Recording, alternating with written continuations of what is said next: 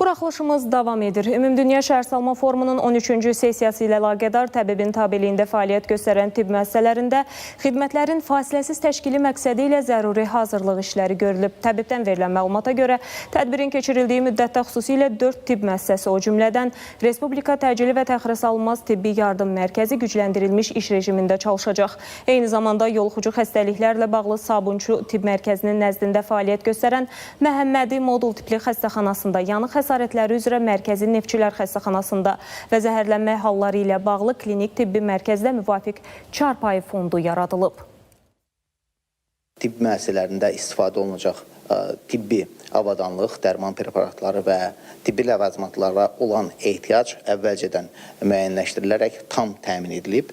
Həmçinin VUF 13 ilə əlaqədar Respublika Təcil və Təxirəsalınmaz Tibbi Yardım Mərkəzi tərəfindən növbəllik əsasında 75 briqada və 35 təcili tibbi yardım avtomobili ayrılıb. VUF 13 çərçivəsində ayrılmış otellər və tədbirin keçirildiyi ərazilərdə təcili və təxirəsalınmaz tibbi yardım briqadaları gün ərzində fəaliyyət göstərəcək. Tədbir çərçivəsində ayrılmış otellər və tədbirin keçirildiyi ərazilərdə təcili və təxirəsalınmaz tibbi yardım briqadaları gün ərzində fəaliyyət göstərəcək. Təcili tibbi yardım xidmətinin fasiləsiz fəaliyyətinin təmin olunması məqsədi ilə ehtiyat nəqliyyat vasitələrinin ayrılması da nəzərdə tutulur.